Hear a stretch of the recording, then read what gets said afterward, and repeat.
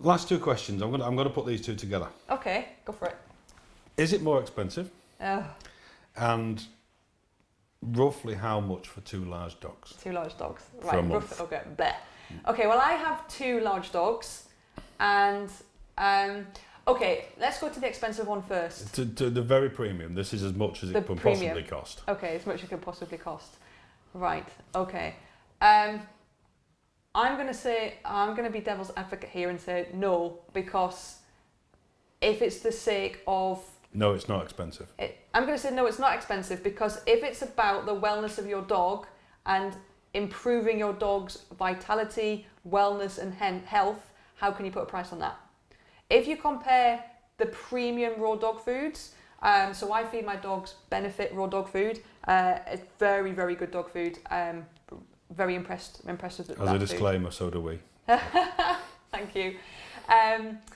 That is, a lot of people would argue it is expensive, but when we start to tease apart what supports a dog's wellness in terms of diet, food is medicine. How is that food supporting the gut to support the immune system and then the functioning of that animal?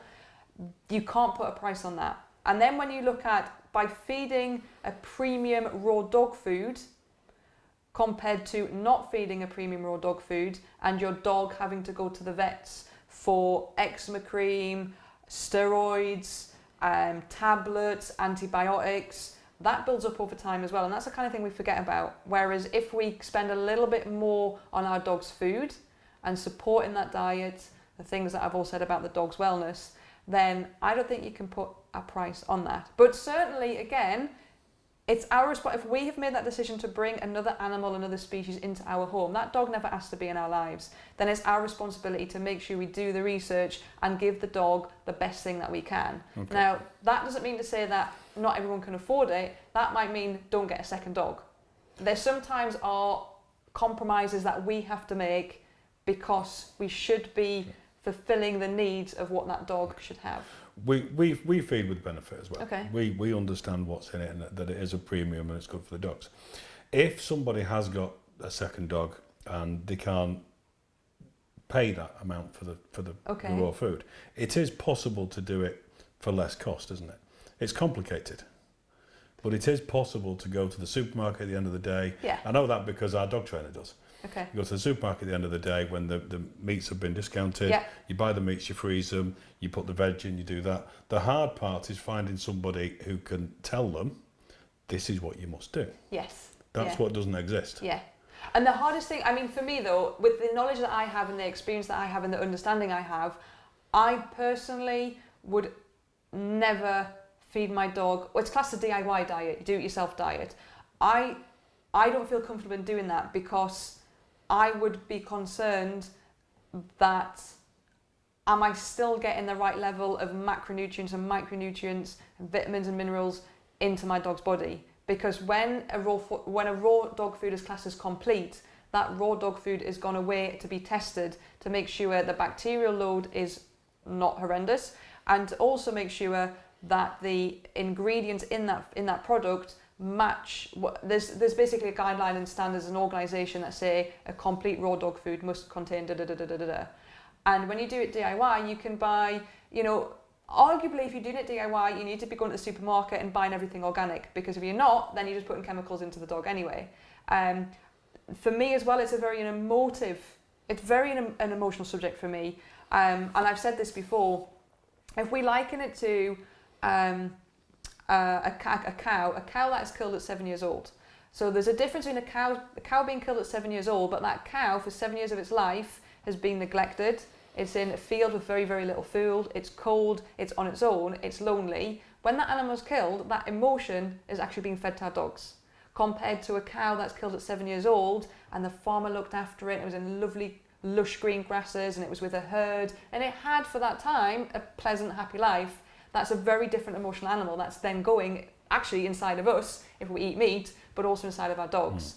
But yeah, I mean, like at the weekend, I ran out of raw dog food stupidly because I've been a bit busy and forgot to, just got the raw food out, looked in the freezer and was like, oh no, I needed to order some more.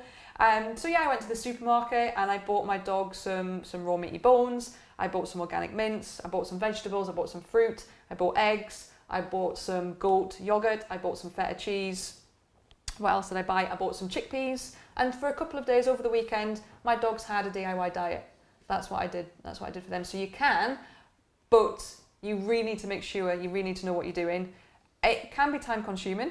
A lot of people think raw feeding is time consuming. It's really not. And once you get to know, I mean, to begin with, I used to measure it out on scales. Now I know one dog has 5 tablespoons and the dog has 4. It's really, really easy.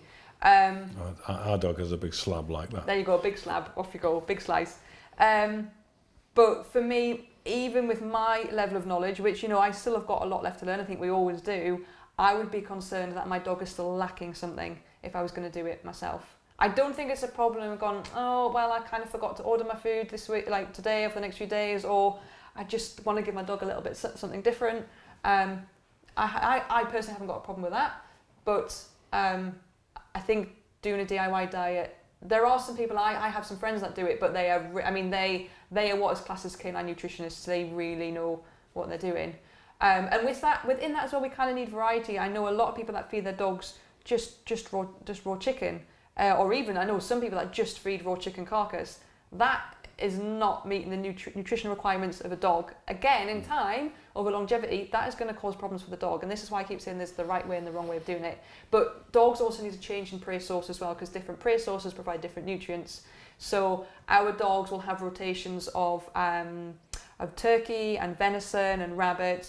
Tripe. So tripe's really good because tripe contains a lot of probiotics. Probiotics are really important for every mammal.